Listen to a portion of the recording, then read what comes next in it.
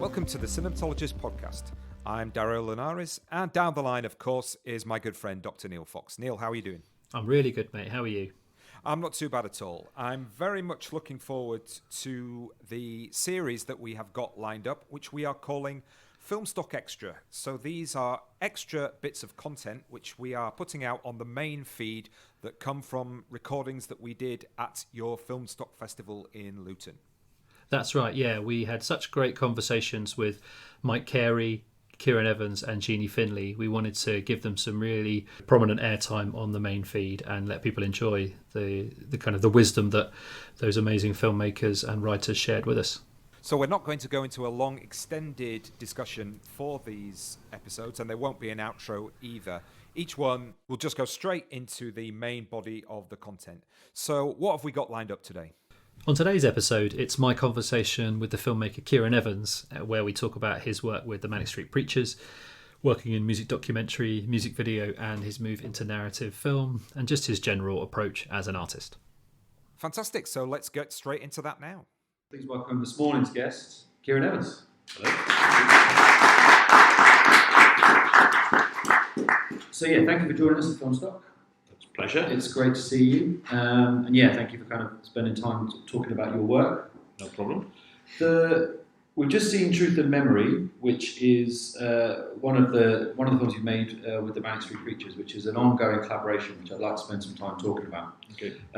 So can we start with how that came about? How did you kind of come on board, and how did that collaboration start to grow from where the entry point was to what it is now?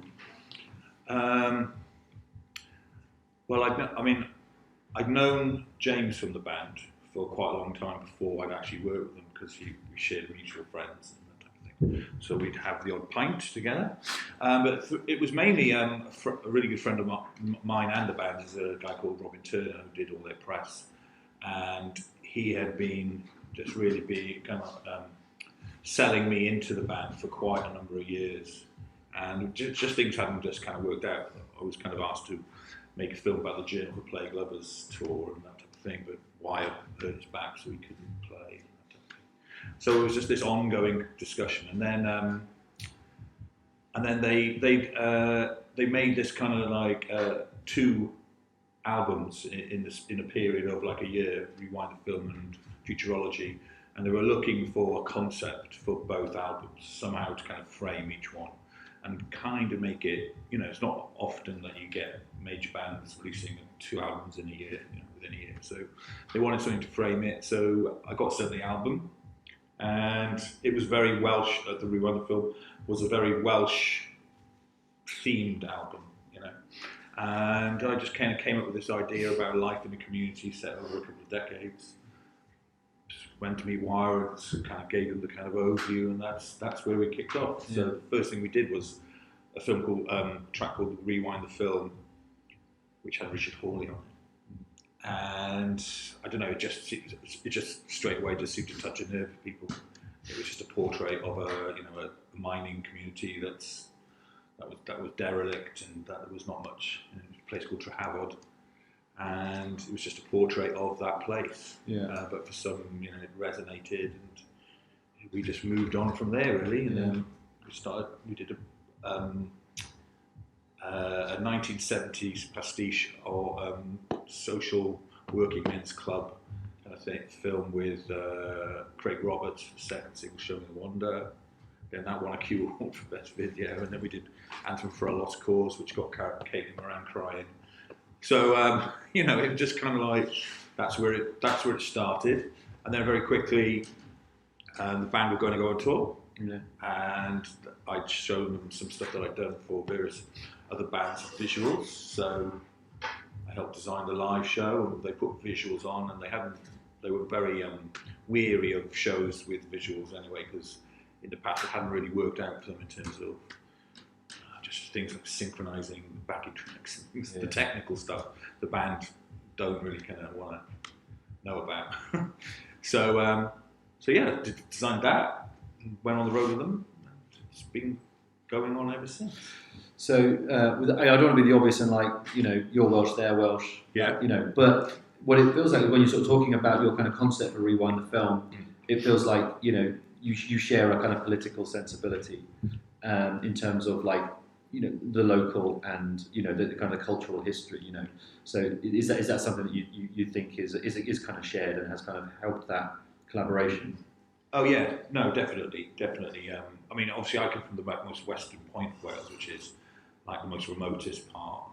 And I grew up in a place which is about 1,000 people lived, whereas they obviously lived in the valleys, which is a different thing. But the thing that we share is that sense of community, which is very kind of, I mean, it's not just a Welsh thing, but it's a very working class thing, And yeah, we just share those kind of sensibilities and politics, and also I was talking to somebody about it the other day about work ethic. That the band are incredibly hard working. They're very kind of like almost 9-to-5ers. You know what I mean? Yeah. And I kind of have a similar kind of ethic, which is not keeping busy, but just making things. Yeah, doing the work. Doing the work and pushing yourself forward and trying out new ideas. And just keep moving forward rather than just settling for just what you've got. Yeah. Yeah. That's a very Welsh thing as well, because where I grew up, where they grew up, there wasn't that many opportunities. So for where I grew up, you could either, my careers teacher told me I could be a carpenter because I was quite good at art and my hands. You know what I mean? You couldn't be an artist. I could be an artist. Yeah, but I could be a carpenter.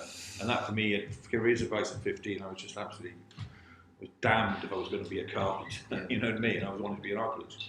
So with the band wanted to be rock stars. And they're in the valleys, the coal mines or the steel works, and that kind of thing. So what you're sort of saying about the resonance of Rewind the film in terms of structure, those kind of that material touching a nerve. But I think that's what is at the heart of what's been at the heart of that band, but also at the heart of a lot of what you've done, which is that specific is universal. Touching into place particularly, but also understanding those things regardless of a geography, but in a kind of shared culture. Yeah. I mean, I come from one of the most beautiful parts of Wales as well. I mean, in fact, one of the most beautiful parts of the world, to be honest. So geography and a sense of place is big in my head anyway. I would wake up and hear the sea, and surrounded by huge big vistas of beaches and that type of thing. So, you can't help but be, I suppose, inspired by those spaces. You know what I mean? But when you go into the valleys as well, so even though you've got huge big swathes of social housing and all that, there's still a vastness to it. Still an amazing, just the way the mountains roll. And there is something, in a weird way, when I was growing up in St David's, because it was so remote, you never, I lived on a council estate, but it was only like a 50-house council estate. But when I used to drive, or we used to go trips to to Cardiff and things like that, you'd go through all these vast valleys, and as far as the eye could see, you could see these kind of lines of streets hugging the side of the mountains. And I know people say that was ugly, but for me, I found that really beautiful. I just found the way they flowed into the, it wasn't high rises and things like that. There was just something kind of magical about it. And I think, and I think that's, I think that's something that I've obviously been burnt into my brain for a very long time. Well, that's interesting, because I think that, what I was sort of saying before in the intro to Truth and Memory is that all of your work strikes me as someone who thinks very visually. And then what I was interested in kind of talking to you about in terms of the Manics is they've always been a very visually driven band, and they've got a strong sense of what they want the music to look like, which might seem like a weird thing. Yeah. But in terms of, particularly the early kind of the way they would present themselves, their artwork, but then also their visual presentation of shows and stuff. So I wonder what's it like for you as a filmmaker to work with people who have a kind of distinct visual history, but also are they still interested in kind of having control of not what you do, but understanding how what you want to do fits in with what their idea of themselves? Yeah, I mean, you'd be a funny band if you didn't kind of want to kind of have some sense of creative direction in what your vision is. I think the thing that I think we've got between myself and the band is kind of a shared vision and a shared trust of what what I'm trying to do for them, you know. Yeah. So so there's always a two-way conversation going on. It's always with Wire. The other two guys tend to just trust Wire, you know what I mean? So, but what's quite interesting is that they are, not only are they kind of like, you know, book lovers and incredibly articulate and literate and all that kind of stuff, but they're also massive film buffs. James and Sean and Wire, James and Sean especially, Wire not so much, but Wire kind of tends to go for more bleaker films. we have very long arguments about Blade Runner 2046. 2046 or 2049? 2049. 2046 is the one car wide. That's right, yes. Yeah. So I was getting mucked up. But anyway, yes. Which side are you on? I think it's a work of genius. Okay. I think it's a beautiful film. I know it's a contentious thing, but Wire doesn't like it at all. Doesn't like the way it depicts women, and and I get that, but I still think it's a really classy sci-fi. You don't get sci-fi like that. There's a need for, not everything has to blow up and people in capes. True. Anyway, but so I suppose they're all knowledgeable. You know what I mean? They all cited when they first turned up. They were massive fans of Rumblefish and things like that. And one of their things was one of their favourite cowboy films is Butch Cassidy and the Sundance Kid, which is also mine. James is like dad is a massive Bastards fan, so they're steeped in a film history and a knowledge. So when it comes to ideas, there's always something that between our conversations kicks the ideas off. Cool. So I want to come back to that in terms of generally working with these artists a bit later on in terms of that conversation. But you mentioned there something which was they trust and they're on board with what you're trying to do for them. Yes. What are you trying to do for them? Like what do you see your role as in this collaboration? Blimey. That's a tough one. Well, I suppose at the start, it was just, being Welsh and being asked to work with Manic Street Preachers is literally like being offered freedom to a city. You know what I mean? So for me, that was the thing. I was obsessed with them as when they, I saw them when they first came to London. I followed them for years, held them up in high esteem. So, but I suppose the thing that, I think in certain cases you could get really nervous about, and you could maybe hold yourself back from, not wanting to upset anybody and all that. But I was quite forthright in terms of what I wanted to do, and I think in the past that working with directors, a lot of the directors probably were intimidated by the band a bit and pussyfooted around what was really needed, and I was a bit more direct and Welsh and that type of thing, and so I think I've become kind of like almost I don't know, confidant, like a creative confidant. I kind of send them ideas. We're always, texting each other, seeing things. If I see something on Mubi and I'm allowed to share it, I send it to James, Sean and Wire, saying, check this out. Yeah. So, I think it's just this kind of creative collaborator kind of thing that I've got going now where, they trust me to kind of come up with ideas and to kind of point them in certain directions. And, that's, wouldn't want to say anything more than that, Well, Wire called you like the band's Anton Corbijn. Yeah, it did. Which I don't know if that was tongue in cheek or not, but it definitely feels like you're creating a body of work which, you do feel like someone who is a great visual translator for what they're doing, both at the shows, but also in this kind of increasing body of work that you're making to document them. I mean, I would never put myself up with, as Anton Corbijn, the photographer filmmaker, is a genius. And we talked a lot always about things like what Anton Corbijn brought to Depeche Mode, and that kind of identity that he brought with the Super 8 and all that. And obviously you've done that with Joy Division, but you see that relationship has been going on ever since, And I think that was what he liked working with me about is this. There's clearly conversations going on all the time, And I think, Wire likes a chat. Yeah, nice. So you mentioned there about trust and that they trust you. And then I wanted to show a clip from the latest work that you've done, which is this concept film, from the Holy Bible tour. Yeah. Which that feels like, the asking you to do that. That's felt like a kind of a real big level of trust, because that is obviously the album that sits at the centre of the moment's kind of mythology, the legacy, and the actual history. But also, it's a uncompromising record made by a band 20 years older than they were. So, when does that come along in terms of the timeline, and is that early? In terms of the tours that you're covering, or? Yeah. I mean, the tour actually happened in 5 years ago, 2014. And really, I mean, again, this is what I was trying to point out earlier, was the band obviously had decided to do the Holy Bible tour, and it was only on the back of the fact that Rewind the Film and Futurology were really, critically acclaimed, and relevant, and all those kind of things. All the buzzwords that the music press love to kind of throw at a band when they're back. You know what I mean? They haven't lost their chops and all that kind of stuff. So, so it gave them the confidence, saying, "Oh, maybe we should do the Holy Bible." It'd been floating around, but they'd never been right. Let's do it. So, what was going to be the Futurology tour, I think, if I'm right, I think it is. Basically, they decided, "Oh no, we won't do Futurology. We'll do Holy Bible."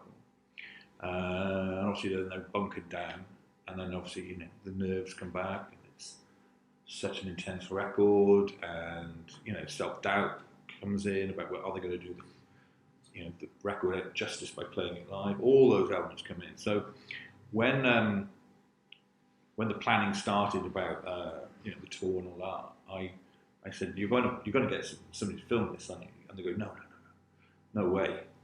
It's just like, if it's shit, we don't want anything going on the record, And I was like, well, that's just crazy.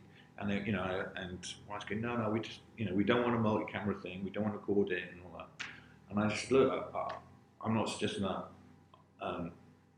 we do that. I think I should go on the road with you. I'll just take my little digital camera and I'll just film it as I think it should be filmed, rather than doing a traditional band on the road or anything like that. And I said, oh, okay, I'll have a think about it. And then they said, well, I'll talk about it. Maybe you can come. I mean, what do you think it's going to be like? And I was going, well, actually, to be honest, I don't know. But I said that the way I got it in my head is, imagine if Gaspar Noé was directing this film, then this is what he would do. And you go, yeah, okay, that's great. That's all that kind of. So that's how it started. I picked up my hacked what was it? It's Canon 550.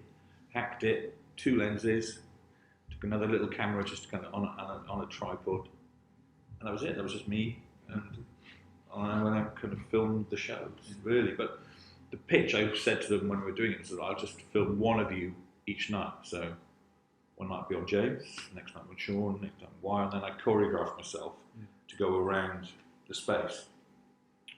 And that's how it started. And also, to be honest, I was quite terrified, because of course this record means so much to so many people, and it's such a what is it? It's just just been voted something like the greatest rock record in the '90s by NME. It still has that cultural, it's like a juggernaut. You know what I mean? It's got that kind of hubris about it. So when I started going, I mean, I know they were nervous, of course they would be, but I was slightly shitting myself as well, because I was going, oh, how am I going to, this is a truly amazing one-off cultural event. If I fuck up, I'm going to look like an idiot. So there was certain nerves, and I had kind of played it out in my head about how I wanted to shoot it, which was no wides, or if there was a wide, it would be kind of seen almost as it was the perspective of a person, not like a camera or such like that. So it was this idea of lots of looking eyes, and and as the tour progressed, I noticed that the fans were just completely lost in it. Yeah. So after a couple of nights, there was something about it. I felt we've got something. I don't know what it is yet, but everything I'm shooting just feels exciting, and they were amazing shows. They were absolutely spine-tingling electric shows, and I don't think I'll ever experience something like that. Visceral, the way this whole night was set up was quite good. So when you came into the venue, the lights were kind of toned down, they were dark, it wasn't bright, So there was a kind of mood and an atmosphere, and as you came in, they had the DJs playing 15 minutes even before the doors were open, so they could just get the vibe going, and they had Errol Alkin playing the darkest goth music, and at the Roundhouse, and when the crowd came in, there was just something special in the air. Yeah, you could sense it, and for a lot of people, this was their moment, their time. This was the thing that they've been, I wouldn't say put on this earth for, but this was the thing that they've kind of been living or heading towards. They wanted this record to be performed to them. You could just tell by looking at the faces that they were. Great. We're going to watch the performance of Faster from Be Pure, Be Vigilant, Behave, which is Kieran's new film for the Manuscript Preachers. Pure epileptic.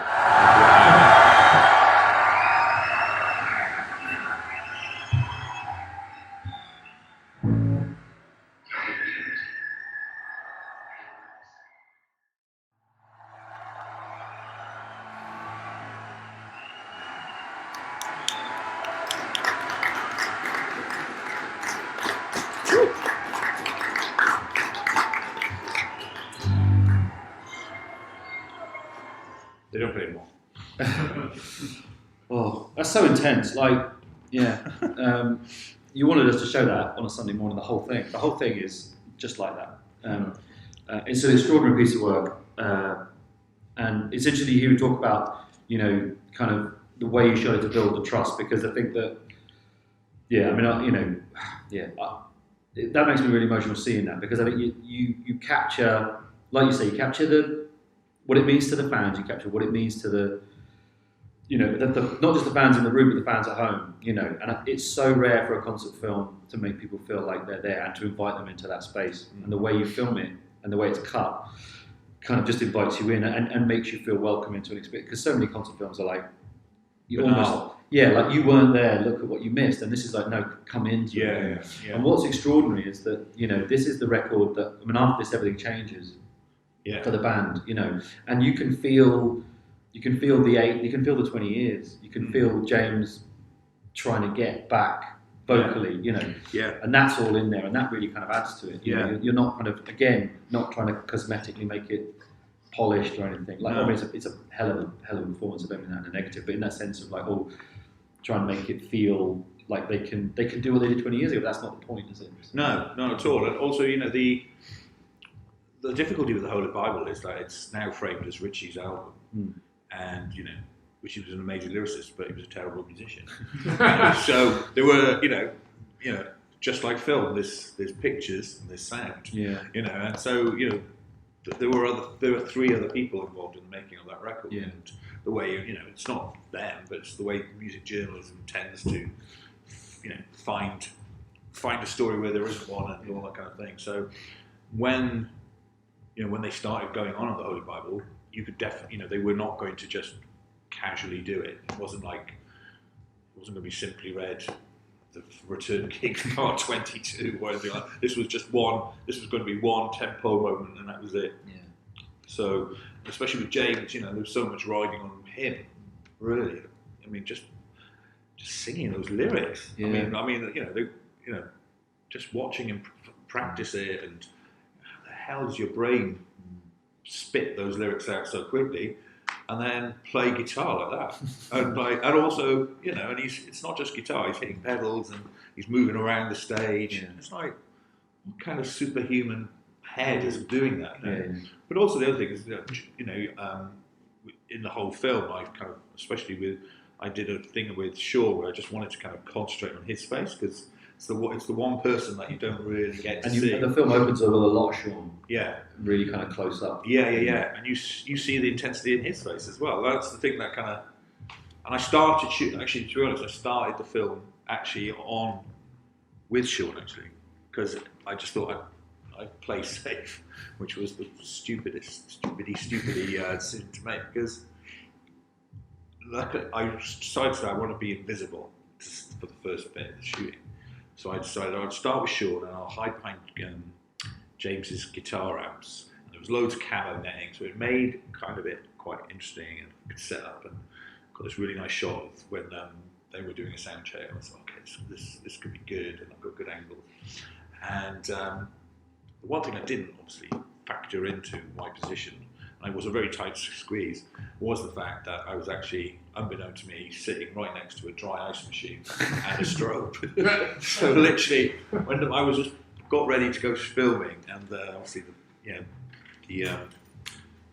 lights go down and a bit of music comes on, to build anticipation on, and then just as I could see the band coming on the stage, this massive cloud of dry ice just absolutely just blows into my face, freezes half my left hand, half my face. I'm going, oh my god, I've got dry ice in my eye, can't see anything. And then the band, they come on, and I just about steadied myself to get ready to go. And the next thing, obviously, Yes kicks in, and then this Colin, the lighting guy, just hits the strobe, and the strobe is right next to my camera. And I'm like going, oh my god, I'm blind, and I'm numb in one side of my face. And I'm thinking, oh my god. So I'm thinking, this is going to be a disaster. Oh my god, what have I done? But, luckily, I managed to figure a way around it. As if it wasn't intense enough. I know. You added all that stuff in. Dry ice in my left eye. And also, I'm not sure if people are here, but you try shooting in a strobe and trying to even find a focus in that. I mean that's kind of part of the energy of it. I just. How long did it take to edit? Because there's a lot of stuff going on there. How many shows did you shoot? And then I shot all the shows, so there was 11 shows. So. It was actually, the thing about it was that we made this golden rule about the way we were going to cut it. Was sometimes people will, cheat shots, kind of take something from there, or that looked good there and that good there. So I basically divvied up the edits so that no one had the whole cut to work with. So Robbie and Sam. So Robbie had one track, and so basically what we did, we cut it in a final cut, because that was my preferred mode of operandi. And we just stack up the 10 layers, and they would cut across that, and they would have one track. Okay. And then sometimes, I'd be watching one cut, and then maybe Sam had done something the night before. So try this. He had this, he had a really nice technique of cutting into the shot and all that kind of stuff. And that just seemed to kind of propel it forward. And it was, it wasn't done. The other thing I should say was that the initial idea was just to make a record of the tour.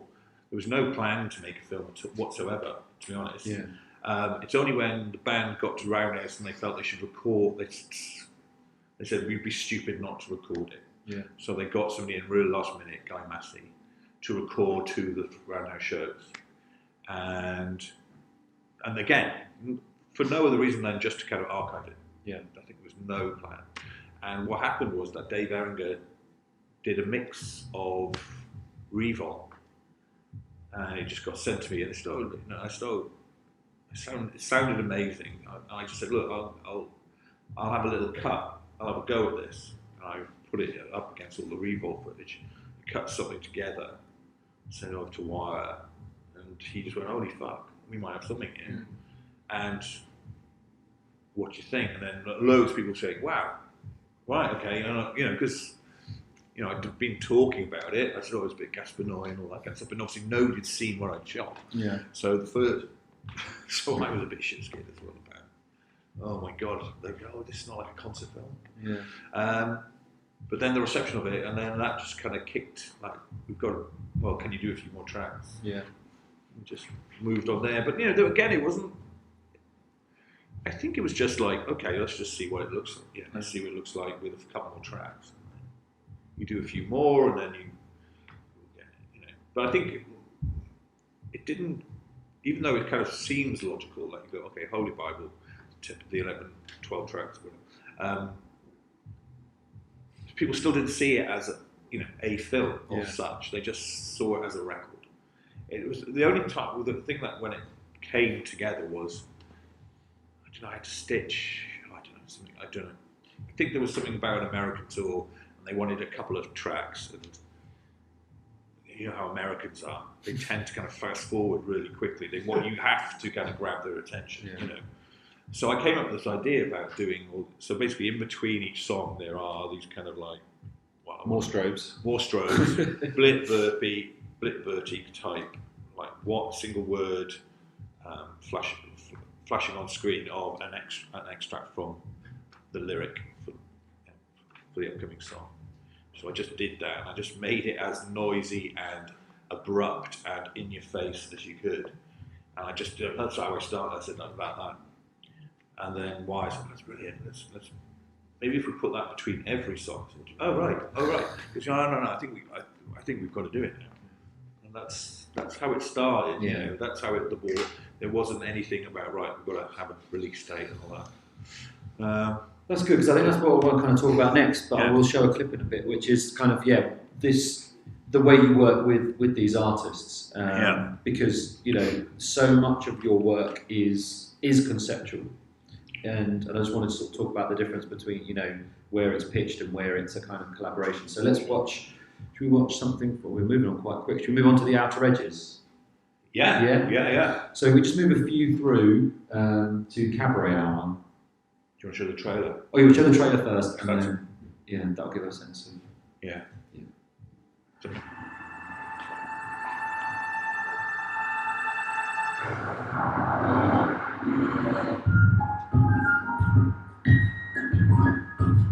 One of the rules is no politics, no religion, no sex.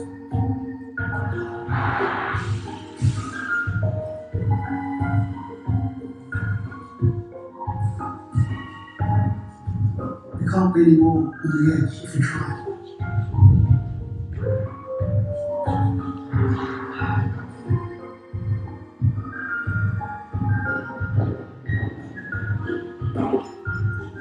All you're doing is working with the basic forces of nature. Regardless of what you do, they'll carry on.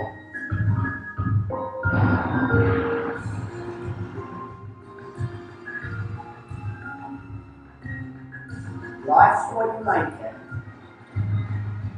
It could have been better, could have been worse.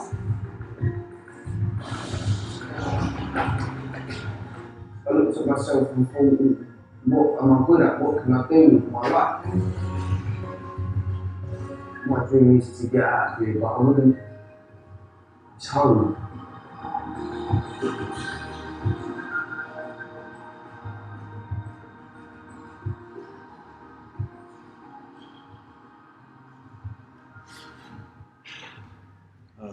Memories.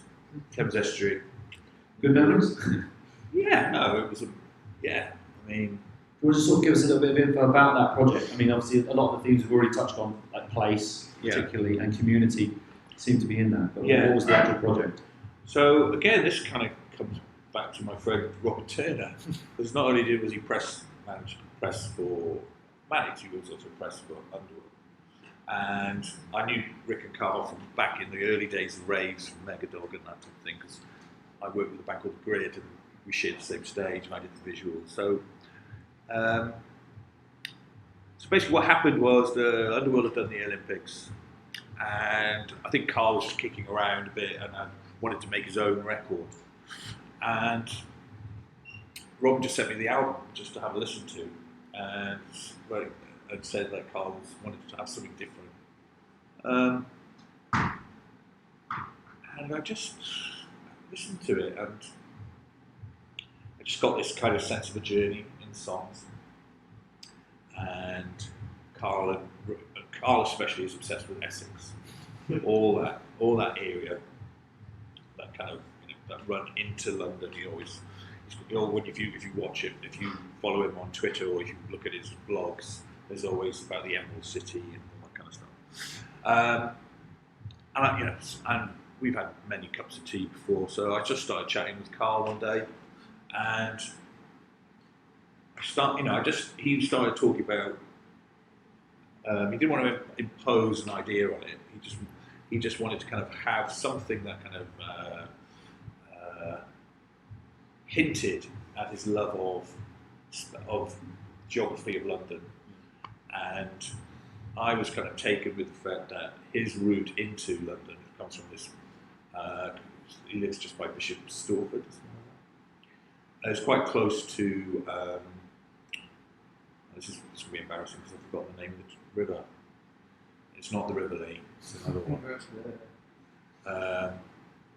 Can we insert this? We can insert this again. Oh no, it's the Roding River, and the Roding River actually just starts about a couple of miles away, or comes up about 2 or 3 miles away from where he actually lives, and it then and it basically comes all the way down. It kind of traces the M25 and comes in along the East End through Dagenham and Barking and all that, and then goes out into the Thames. And I found that quite interesting, and I thought, well, maybe what we could do is the story could be about following the flow of water as it goes along the edges of London. And we started talking about what excited us when we first ever came to London was, it's about when you first see London from a distance. It's so exciting. You think, you can see all the lights were coming in at night. But that's for us from newcomers, shall we say, but what about all the people who live on that edge would never really get to see the whole of London and all that type of stuff. And it kind of developed from there, really. So I pitched this psychogeographic hybrid documentary kind of style film for them, where the concept would be I would take a journey from the start of the Roding, and I would travel down and follow its course, and along the way I would meet people on that journey, and we kind of like not random, but not overly researched. Yeah. So that that whole thing with, especially with the BBC as well, is that they overly research people because they have to have something about them. And what I was quite interested in was everyone has a story. It's about your skill to get the story out, and also that you could meet somebody in an allotment, right? So we were shooting in an allotment. And that was the first part of the film, and we had these 2 guys lined up, and they were all right, you know what I mean? They were classic, but they didn't really have anything. They weren't throwing themselves personally into it. And then there was this guy called Pete, who you hear who says life's what you make it, and he started chatting. I persuaded him to talk about himself, and he came up with the most kind of spine-tingling story about how he lost his wife. And how he'd never been able to recover, and that the garden and looking at the river was his only thing. That kind of kept him sane, and that's the only thing that, that's where he said life's what you make it. Yeah. And it was just heartbreaking to hear. And that's kind of how we started off. So the journey became these snapshots of people, I wouldn't say trapped on the outer edges of London, but were, occupying. Yeah. And that's what it did. So we kind of then planned the journey. Yeah. There was no plan to use them. The other thing that Carl weirdly was saying was that I don't want to use the music from the album, which is kind of weird. And also the thing He's got my knack for self-promo. Yeah. But what was quite interesting was that he hadn't actually put a name to the album when we started working on it. I'd written a load of scripts and stuff like that, and then as part of it, there was a collection of poems. Or was like an essay called Edgeland by 2 poets, which was all about the exploration of cities from a distance. And I led to him, and after the weekend he said, I'm going to call the album Edgeland. So everything kind of got framed into the film. And what's interesting about that process, which kind of goes back to stuff you've done with Paul Carey, like Finisterre and stuff, it feels like, and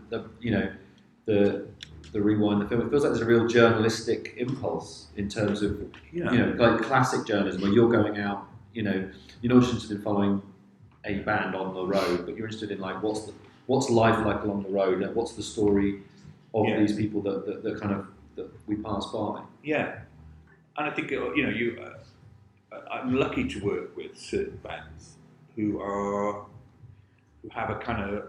care about. I don't make it sound twee, but care about the common man, who kind of like see themselves in an elevated state but never use it, to kind of curry favour or anything like that. And I always tell whether I'm interested in a band by whether they read the newspapers. So so the Mannix, James has already got to always buys the Guardian, the Independent on the tour, is always sharing things with you. Carl is the same, he's always reading, and I think that's kind of, and I don't want it to sound like, the idea of reading and that kind of whole idea of learning and self-learning is always appealing to me, and I think that kind of working with bands like that kind of informs how I want to work and how I want to dig around in what their music means. So I'm not sometimes not looking at the lyrics to a song and thinking, oh right, that's what I've got to relate to. Sometimes I'm listening just to the mood of a track. So in a lot of so basically when we were making the film, so I created all the films, and then Carl gave me all the stems. Me and my editor just went and we just started creating moods based on those tracks, and then we gave it back to Carl, and then they did a mix. So we kind of created our own soundtrack to it. So it's connected, but it's not the thing. Yeah. So there's no lyrics. There's no songs. I mean, I think Universal kind of paid for it, but they were going, "Where's the song? What's this?" But it was amazing. And then from that, Carl, we got approached for Carl to do a live soundtrack performance of the film. So we did the closed East End Film Festival and things like that, where what we created as the film became his performance. And what you'll hear when we show this clip, I think. But so what Carl's presence in the film became this narrator, because I thought he's got an amazing speaking voice. We tried a few other people, and I just went up to him and said, I think the thing is, you're just pushing yourself away from this project because you don't want, but your voice needs to be heard. And if we're not going to use your lyrics, we should we should hear you speaking.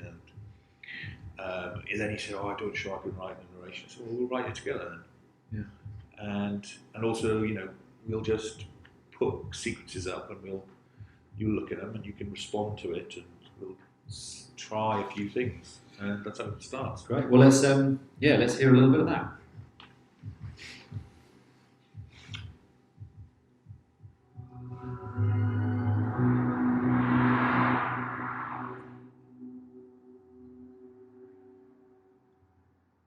From living the dream to halftime bingo.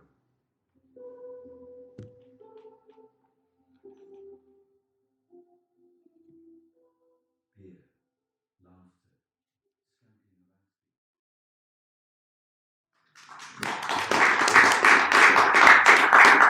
laughter, That was to shoot me being in a Conservative Party club. That was a tough one. We feel your pain. I actually couldn't even buy I was so thirsty, but I would not even buy myself a drink in that place. I just could not do it. And that's a remarkable piece of filmmaking then. I tell you what. But to kind of to go down that road, a little bit is you can see past, because what I was going to say was like you don't just know Carl, but you know Underworld, and you know the sound of his voice, and you know what resonates with him as an artist. So when you go to him and say, "It needs your voice," you understand what that voice has meant since and what it means when we hear it on a track or on a thing. But you see so many music videos, documentaries where you see the filmmaker imposing what they think the artist is, and you're not doing that there, but also you're not judging anybody you meet and trying to find what's going to connect as an audience with them, which is again, I think that makes the work so resonant and complex, emotional. And also, Bonnie was quite a fascinating character. I could make a film about her all day long, because there's this. When Carl was asking me, why are you going for this person, I think because there's this other side to music and this whole other world. We think about the music business as Taylor Swift and all that, but there is this underbelly of music. People who earn across from playing music, but they will go and play for 50 quid in an OAP zone for a lunchtime gig, and they, this is their journey. And then they, especially around the East End, there's loads of, kind of people who just do this kind of gig, which is like, getting up on a Monday morning to go and play to like, I don't know, 15 OAPs for like, for an hour. You've got to have some balls to do that. You know what I mean? There's a huge admiration for somebody who loves their music enough to do that. It's not. Jo was going. She was saying, I don't really have to do it, but I see what happens in their see what happens to their faces when they sing a song, and that's my payback. So when you go to her site, it's quite funny. When you go to her webpage, she has all these dates. She's a bit like a tour date. It is just exactly like watching a band, but you see all these tour dates, UK tour, but it's literally all within about a 20-mile radius. They're just going up to kind of Ramsgate, down there, and then it kind of goes world tour, which is like the cruise. It's like there's just something about that kind of thing, and also that comes back to where I grew up as well. With just there was very little you could do. There was a working men's club, so that's kind of how you accessed live music. Whether it was good or bad. So it's that it's that connection to live music, which is powerful in any form, isn't it? Yeah. I mean, they were a tough crowd. I mean, what's quite funny about them is that loads of people it's a proper night, and it's a really interesting.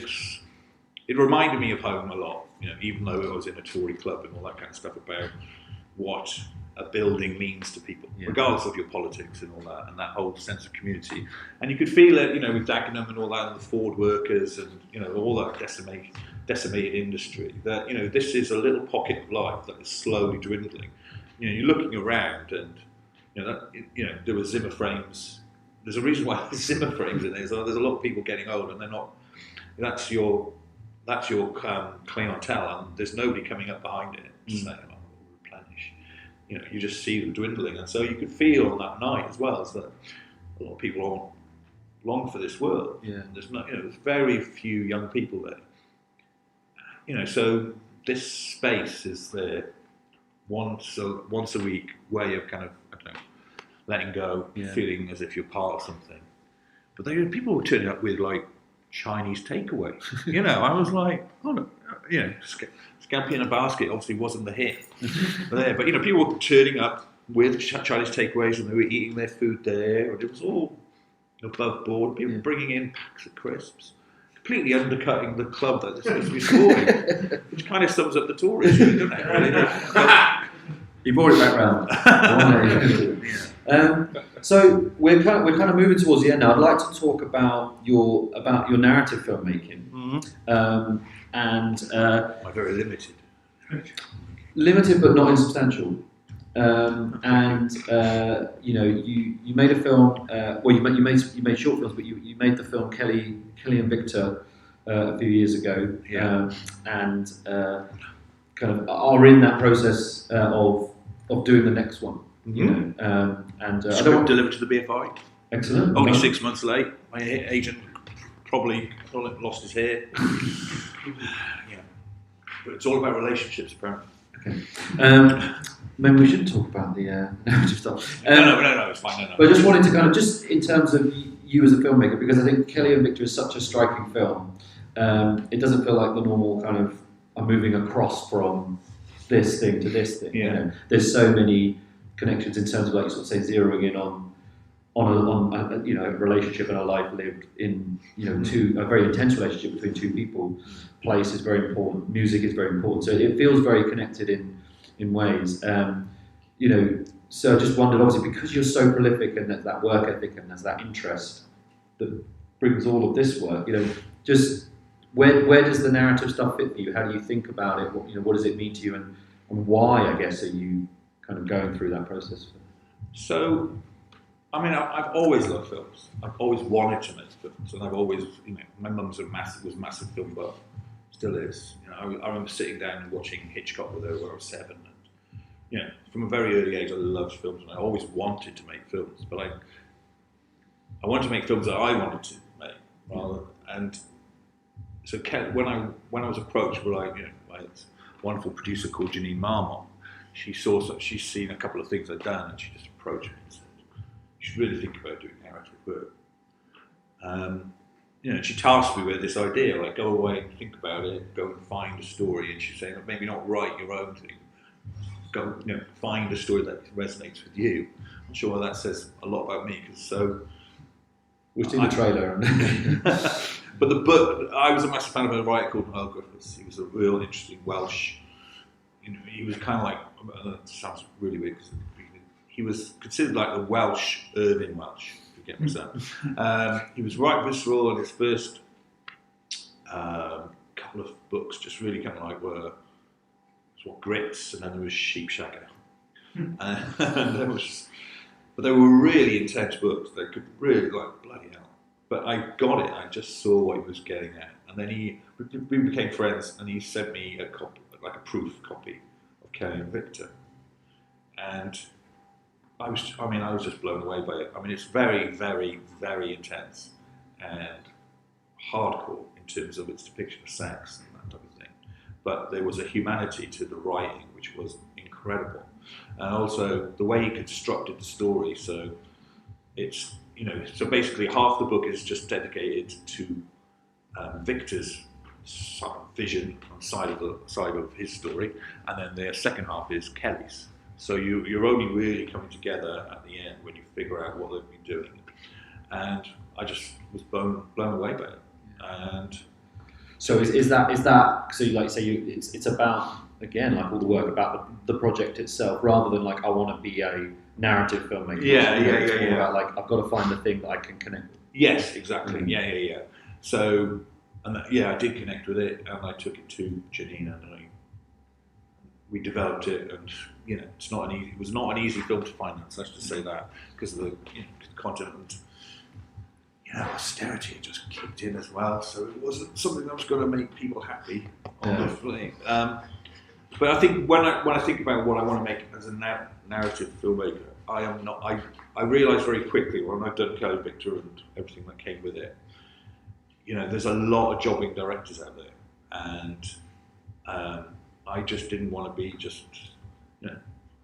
I just didn't want to be somebody who goes into the cycle of making films every 2 years, and you churn and you churn and you churn, and sometimes after a while you kind of look at a lot of directors who've had showed a lot of promise, and they've just taken the paycheck, and their body of work just goes really down the dumper, and then you're caught in a cycle of you're working all that time, and you get used to the money, and the money would be great, but I would find that really, really depressing.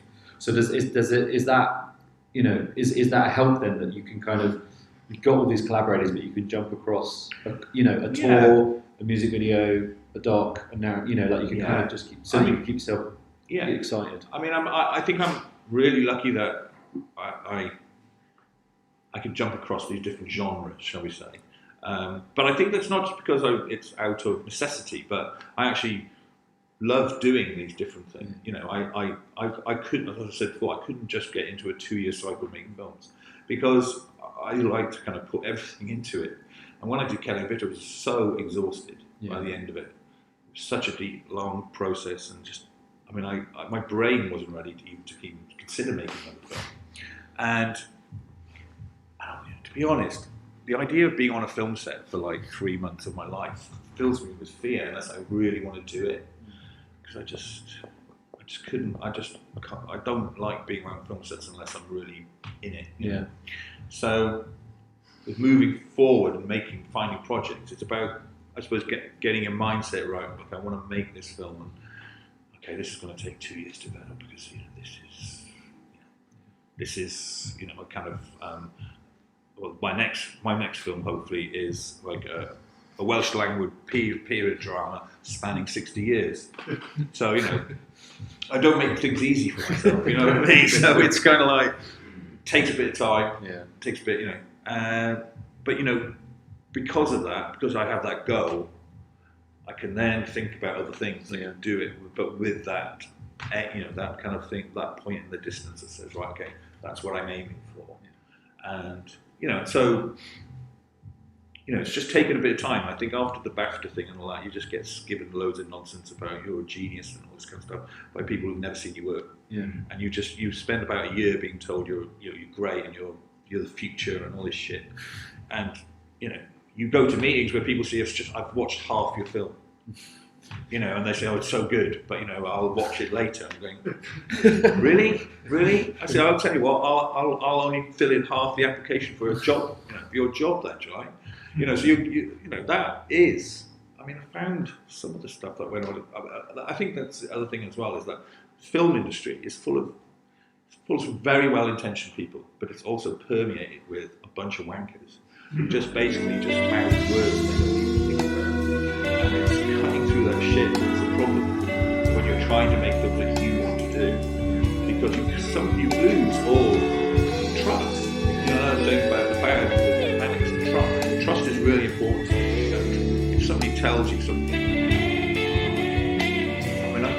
the amount of executives who spouted shit to me in the weeks and months after winning the BAFTA, I could make a book about it. It's just hilarious. But you kind of lose all trust with people then. You just don't trust anyone. So you kind of go back to this idea of having to hold on to something a lot more. So a bit of a control freakery kind of thing. Well, I think that, sorry, I'm ranting on. No, but I've done it. But you should. No, it's all right. No, it's fine.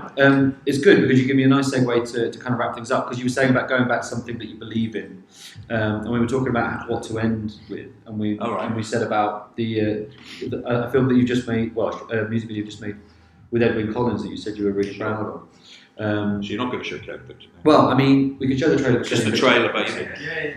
Yeah. You want to see it? Yeah. Okay. Right. We'll have the trailer for Kelly and Victor, and then we'll decompress of that with a little roundup, and then the Edwyn Collins, the new Edwyn Collins music video.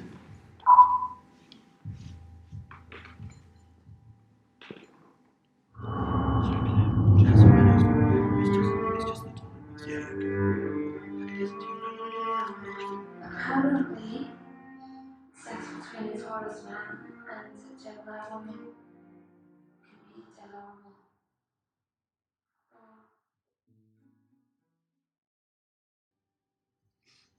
Ooh.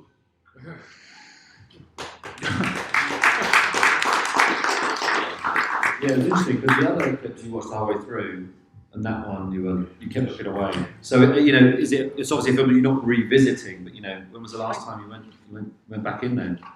Oh, I think also because a bit like other filmmakers, once you've done the film, you don't want to watch it again because it's been part of your life for so long, and so that's some of it is that. Yeah. Some of it is a bit more personal, and fortunately, the person who composed a lot of the music that I used, Vince, was an old friend of mine, but he committed suicide about a year after we finished it, and actually I find it very hard to listen to it because I can hear him. So it's, it was a very, still I still can't really talk about it, but that becomes a quite personal thing, and so it's loaded, shall we say that. Okay. But he did a beautiful job, and he was the one. If I can talk very quickly about him, is that he gave me all these stems of tracks that he did, and like we did with Carl and the Outer Edges, I took apart the stems and we kind of built this motif, and then he went away and he kind of came up with this idea about why don't you just start with this bit of stem, and then by the end of the film you've got the whole song, but all the way through it we're almost kind of building to a song, and it was his idea, and it worked. Yeah, it's beautiful. Well, we'll wrap up now, and then we'll finish with the music video. So thank you so much for your time. Thank you so much for your work. Pleasure. Anything you wanted to say about this last piece of work before we? So luckily, I get to work with some amazing artists, and I get to work with Edwyn Collins, who is just an absolute sublime artist. Given what he's gone through, it's quite amazing. And again, it's one of those things. It's all about trust. That his wife Grace is brilliant pop manager and massive record and I've done loads of pop videos for him before, and then he hadn't recorded anything new for a couple of months, 6-7 years.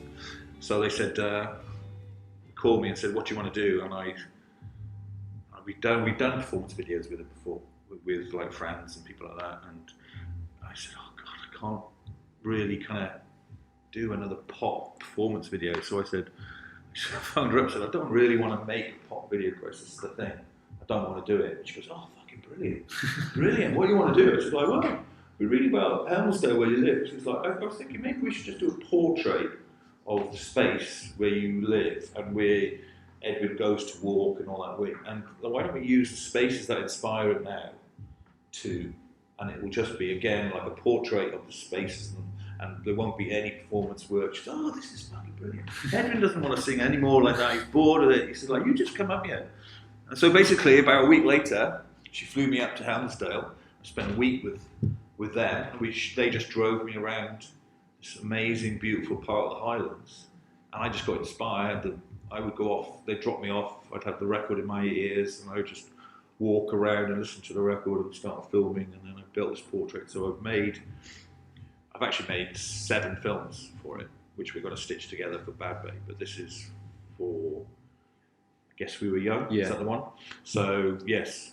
And, again, it has this kind of echoes of your past in a weird way, because this one was a bit sleazy. I just started thinking about where people would make out in remote places. But, coming from very remote places, I do remember what bus stops held, and things like that. So, you just have this idea, and then it just went from there. Right. And there's if everybody wants to go for a holiday in Scotland, go to Helmsdale, and it is absolutely stunning. As we're about to see. So, please join me in thanking Kieran Evans. Thank you very much.